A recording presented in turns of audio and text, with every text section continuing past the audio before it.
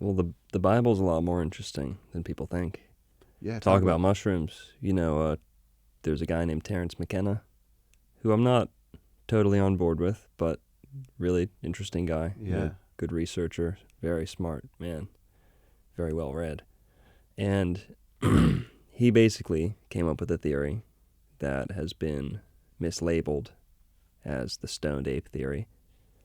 And you can see direct parallels in Genesis. You look at Genesis, and I challenge anyone to read the book of Genesis with a strictly literal interpretation. And I'm all about the astrotheological and reading more into the Bible than is there. You can do that. It's a very capable document.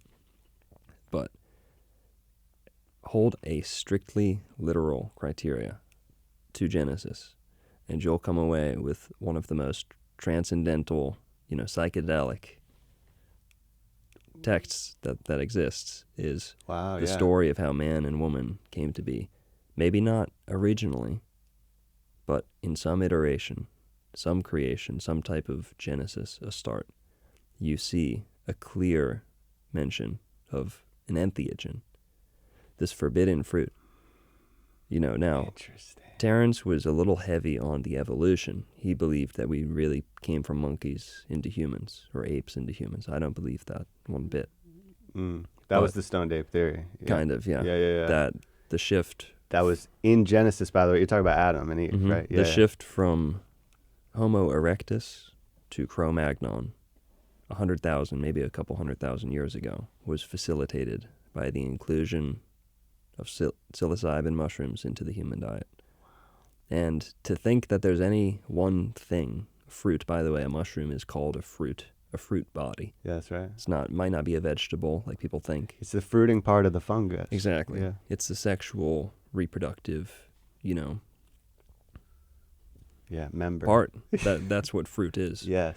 The first mention of fruit in the Bible, God says to be fruitful. So, right there, fruit does not mean a fruit that comes down like an apple. The word apple is never used in Genesis. The word fruit is, God says be fruitful. He's clearly referring to the sexual, reproductive part of an organism, which the mushroom is. For sure. Mushroom is qualified as a fruit by every definition. So, that's so interesting. The word forbidden is never used. So when I use forbidden fruit, don't think I'm quoting the Bible. But when they say, there was a fruit in the midst of the garden, the tree of knowledge of good and evil, that humans were not allowed to eat, one could see how at that stage, man was a vegetarian. Man was, if not vegan, fruitarian. Clearly in the Bible. Before there were cannibalism and all that stuff. Any Christian has to come to terms with this. You think so? Man was created as a vegetarian. You think the Bible tells us that we were living like that at that time? Any serious biblical scholar will concur, will tell you that man was created as a vegan fruitarian solely. Have you met Paul Nissen? I don't know. I got to introduce you to him. He's a Jewish background, into Jesus now, Christian. Knows the whole Bible. Yeah. And he is all raw plants. All raw diet. So you believe that, really? We were instructed to keep and tend the Garden of Eden, which very well may be Florida. We can get into that. I'd love to. Dude, that's such a cool theory. Yeah, I would. And by the way, the psilocybin mushrooms are everywhere here. Right here. I'll tell you how that works into some of my theories. It's a key element. Interesting. So, okay.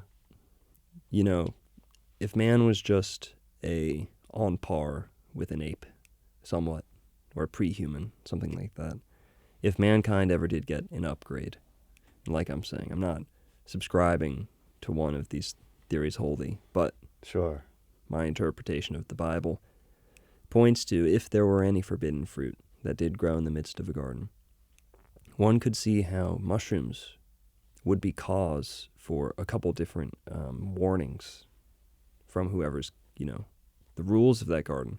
Mushrooms, they can be dangerous. They're largely poisonous. So mushrooms as a whole may have had a warning placed on them in some type of early, human setting. And, they grow out of poop. that's another reason why, stay away. It's not the cleanest of foods when not taken with care.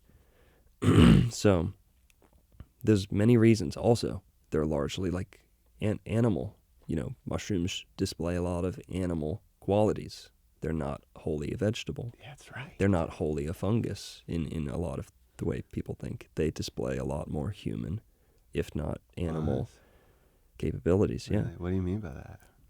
Number one, any meat eater will tell you, a lot of meat eaters. I have a friend who's very carnivorous, who doesn't eat any vegetables. Okay. Mushrooms is one of the only things he'll eat because it's comparable to flesh. So for real, it is. There's a lot of alternative. Lion's mane, even the regular ones, Yes. So there's a lot of things. We can get into that, but I want to kind of focus in on the psychedelic element. Is one could see how that might have been a tabooed food choice and had limitations placed on it originally. Now, should one choose to break those limitations, break the rules, and take one and get lucky, there would be massive benefits, rewards, right? So Terence McKenna talked about how there's all these benefits that are just coming out now with people like Paul Stamets and all this stuff. And I'm not a huge mushroom guy. Yeah.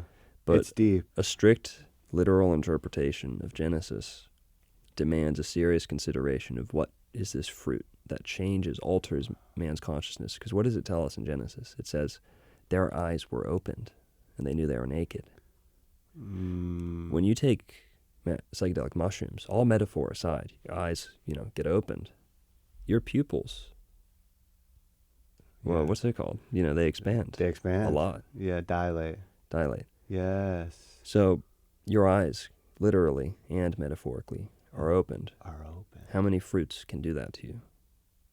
So this is definitely a fruit that's tabooed even today, and it was back then.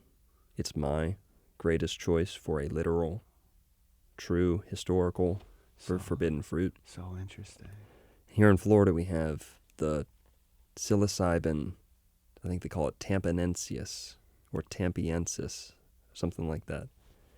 It's Tampa's very own magic mushroom. And this one doesn't grow out of poop, or at least it's not restricted to that. It comes about as a result of forest fires. Interesting. So somewhat of like a phoenix mushroom comes after these pine fires. And this one was actually like cloned or, copied. People harvested it from the wild and kind of just set to reproducing it privately for the drug market. And some of America's most favored magic mushrooms come from this Tampa Bay. Really? Mushroom. What type is it? Well, it's nicknamed the Philosopher's Stone. Okay. So cool. I'll check it out. The Philosopher's Stone. Yeah. We'll look it up. And I think they found it in like 1970s, and then they lost it. It was lost. People didn't find it for a long time until kind of recently. Interesting. That might have been the one that Adam and Eve took a bite of. What are they talking about when they say fruit? It could be that. Mm-hmm. So cool. So there's a lot. I can talk one more interpretation. Yeah. Is this PG-13? Yeah. Is sex, because God says to be fruitful. Mm-hmm. So clear. The first meaning of fruit in the Bible is fruit, like be fruitful, reproductive by nature. Mm-hmm. Yeah. The secondary definition of that is then fruit from a tree. Yeah. So got it. Man and woman, man, whoever, serpent is another kind of sexual imagery. There might have been a mishap in that area that was shameful enough to forever stain the subconscious of mankind. Interesting. And we might still be suffering from similar, what a deep mishaps. We're in the garden